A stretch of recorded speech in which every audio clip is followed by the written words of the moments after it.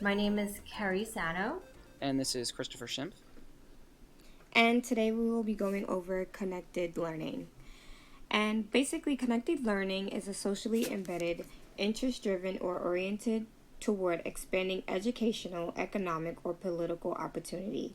It is realized when a young person is able to pursue a personal interest or passion with the support of friends and caring adults.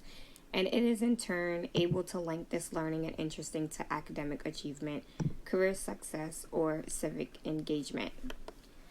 For me, I actually have, before we dive into the actual examples given in the article, I have a personal experience with connected learning. I personally know a girl named Chastity who started doing hair in high school, and basically, she got support from her peers and um, older adults who told her that she should start to post her work on Instagram, which is a huge platform, so that other people who do hair could recognize her and she'd get more customers and basically more views, popularity. Now, at this point, Chastity has over 55,000 followers on Instagram, and she is now a celebrity stylist, and she is only 19 years old. This year alone, she was able to buy herself a car and an apartment, as well as her own studio to do her hair in. I think of this as a connected learning opportunity where Chastity was pursued to go after something that interested her, and it drove her to basic economic opportunity. I think that's really interesting how Instagram is used as like a really positive tool and a really great tool for connected learning.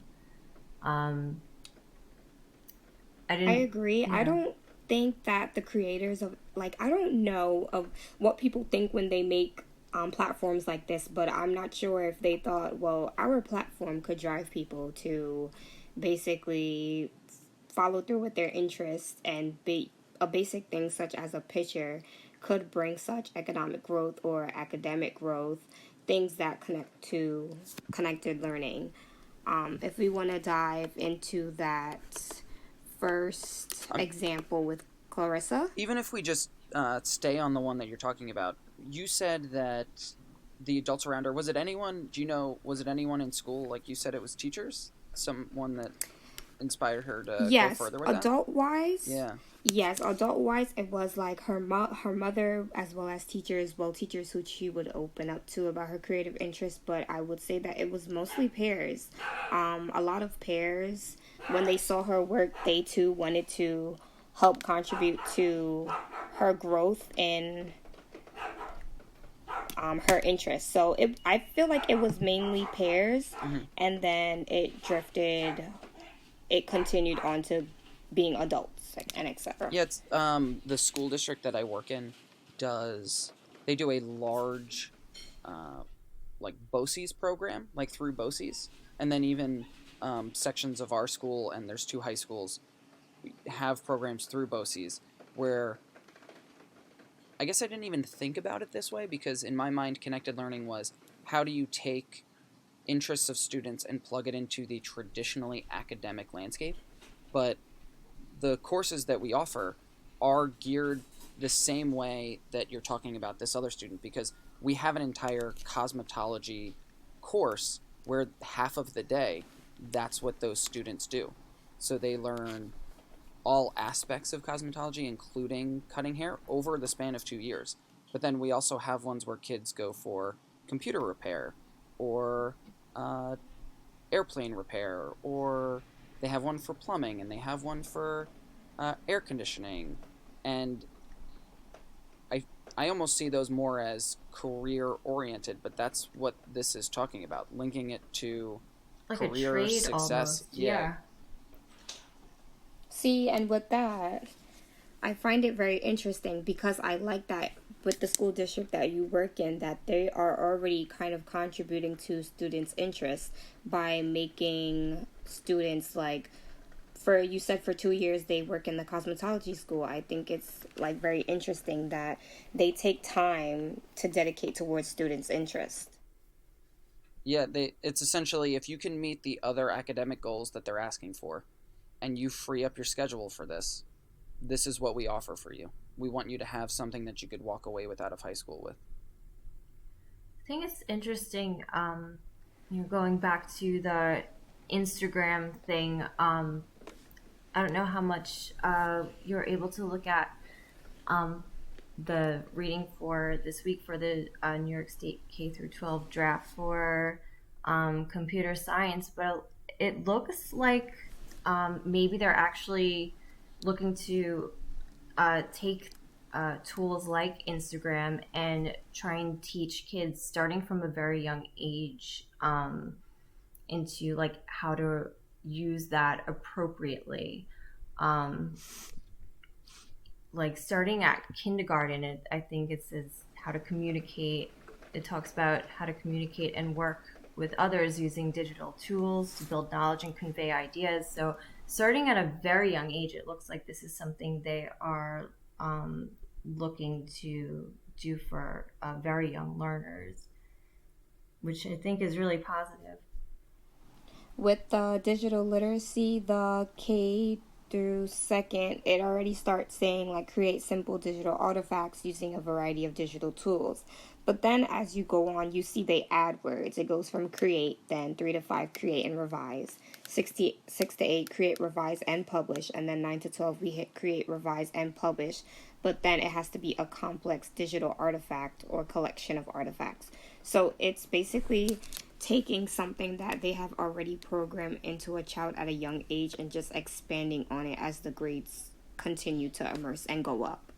Right. And it sounds like maybe your friend got lucky and she was kind of ahead of the game there with her Yeah, definitely. Instagram pictures for sure.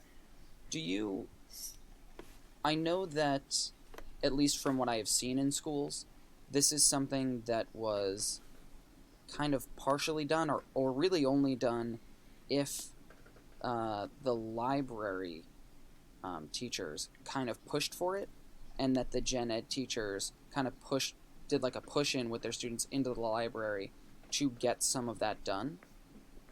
Do either of you have experience or know if, like, I wonder if these are going to be forced to specific classes, or if it's still going to be kind of that push in, or if only those kids were lucky enough if their librarians kind of pushed it in their own schools? For us, I don't believe it was so much the librarians. It was more of, you did mention gen eds, it was more of gen education to general education teachers, like not so much main courses where you come in and it's like a math class. Like they definitely straight out just want you to do math. Like if there's no comparison to like a subject like that, then they don't want to hear so much about it. But classes that are more so directed in helping kids be creative and help them express themselves, such as art, or like a music class, or maybe a history class even, because teachers can become more connected on that level. I don't know if my school was just a little bit different, but we had libraries in our school, but we would never have actual personal time where we would go to the library as a class and actually like meet and be in contact with our actual librarians. I think that's interesting. I mean, for my experience, like Chris was asking, a lot of that more computer technological side was always kind of pushed by the librarian in my school, and we had a computer teacher, and we had computer class for one class, but it was more like learn how to use the paint program, like that very early paint Yeah. program, and that was the extent of it. And I think when I was in high school, sometimes we were allowed to use the computers to go on Google for a few things, like for a book report or something, but that was really it. And that was like 1,000 years ago. I also think it's very interesting that Chris asked about the librarians, because if we connect to Tao from the Quest to Learn example about the Minecraft, I don't know if you guys remember that one, the Minecraft example. Tal, who played Minecraft, and then they turned it into like a group, a Minecraft club, Mm-hmm. and then she began to write in the newspaper, and then she actually began writing heavily. I just found it interesting. When I was in high school, which was like what, 2 years ago, um, we had clubs. Like there would be basic things like dance club, chess club, but we would never go so specific into a club such as like a Minecraft club. So I do find it very interesting that with Tal, the school did support these types of clubs, because not only did they get to have the Minecraft club, but she was also able to drift this off into writing about it in the school newspaper, which then showed herself. She already had interest in Minecraft, but from that interest alone, it built another interest, such as writing, which they say she ended up enrolling in like a summer program later on. Right, and there's something I think very like meta about that. Like she ended up becoming really inspired by this game where you where you're using a lot of creativity. You're building. You have to try and survive without being attacked by monsters, and you have to try and like eat and drink and like I think feed your animals still. Like you have to build a farm. My son plays this game, so I know a little bit about it. Um, but I think it's interesting how she went from becoming very interested in this game, and then that inspired her um, to write. So it's like there's all this inspiration branching out from one thing, and then on top of another thing. I thought that was really interesting, and it also kind of made me um, or helped my son out by I don't know. I kind of let him have more Minecraft time after that instead of cutting him off after 15 minutes. I mean, that game Yeah. was actually bought out by Microsoft to be turned into an educational game. Oh, really? Real Wow. okay, And they have that's really started interesting. certain. There are, I mean, I don't actually know who does it, but I've read up that it has existed where there are certain elementary or middle schools that have picked it up almost like its own class, because it is really good for problem solving, depending on Yeah. how you utilize it. Because you could utilize it for nothing. It could just be mindless, but it's one of those games that you don't just kind of follow a specific path and just kind of hit buttons. You actually have to actively do the entire time. So it was one of those weird, astounding games that came out of nowhere because it was made by one guy, and the same at the high school that I work at. That was one of those catapulting games where enough kids were playing it that they made a club for just video games, and it's kind of branched out from there. And now between the two high schools, we have like over 100 kids in the club. Um, but that one specifically is very specific towards education, that it has done a good job with problem solving. And I wouldn't be surprised if schools utilize it when they do, or when they start implementing the standards if they go through. Yeah, definitely. I mean, I'm really interested in the whole example with Tal and the whole Minecraft, but I just really like how with Tal's explanation we got to see like the whole idea of connected learning, and I just really liked it because not only does it bring opportunities from stuff that we already have interest in, but it can also show you a new developed interest. And just like a flower, like these new developed interests can bloom, because you wouldn't think of something like writing or drawing as something like that you really like, but from doing something else, I think it's interesting that it can show you a newfound interest and bloom that interest in you, and then can potentially lead to connected learning and becoming academically or economically privileged from it.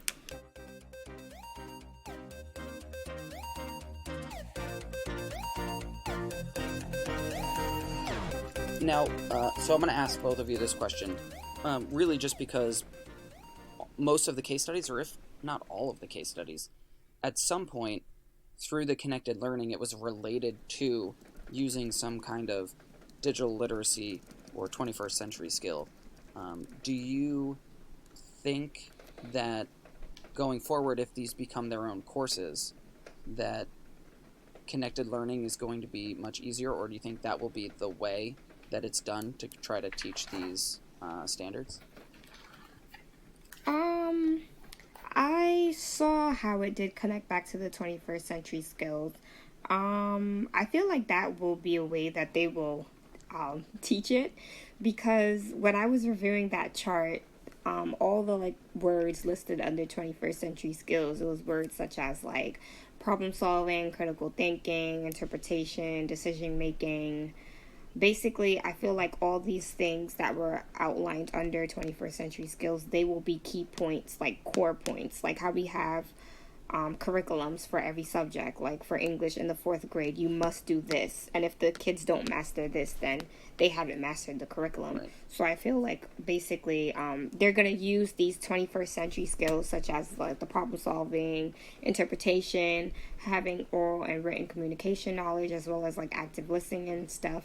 They're going to make all of those key points, core points, as like to say, okay, if the student doesn't understand how to do this, then they don't understand the core points of connected learning. Right. So do you think that? Okay, I see what you're saying. Yeah, but my question is, do you think that they're going to try to utilize or leave it more open to allowing students to have their personal interests drive those classes? I feel like that's how it will start, and like eventually things just begin to drift off and change. So I feel like the intended way for it to happen is how it has always been. So like how this connected learning, basically you have an interest, you get support from peers, and then it drives into being something bigger. But then as years go on, it will turn into like this sort of strict way to do it. And if it's not done like that way, then it's not connected learning at all. So I feel like it will start off as like the creative way, and then it will just drift off into, if it's not done this way, then it's not right. I think it seems like maybe education is starting to recognize that there could be better ways for different types of people to learn. And I think that they're trying or making an effort to get on board with this way of learning. But I think, like Jalesia said, that maybe because they're just beginning to navigate this idea, that it's going to be a little bit more broad at first, and then once they are really able to recognize how it works, or how students are responding or reacting or delivering their responses to this, then they'll be able to kind of narrow it down a little bit to something more strict or more concrete. But I do like in part two of this reading, they talk a little bit about the National Academics Committee on defining deeper learning and 21st century skills. And I think it's interesting how they take personalities into consideration. There's this part where they discuss, they give examples like people, like skills who are more agreeable skills would be a preferable personality for displaying skills in teamwork or conflict resolution or negotiating, or someone who has like an extroverted personality may best be suited for like something in leadership. So I think it's interesting how education is starting to recognize these kinds of, that people learn differently, and different personalities are better suited for different things. So maybe they're trying to figure this out now, and hopefully in 100 years from now, they'll be able to have a more concrete guideline on how to go about a course or a class as far as connected learning or digital literacy goes.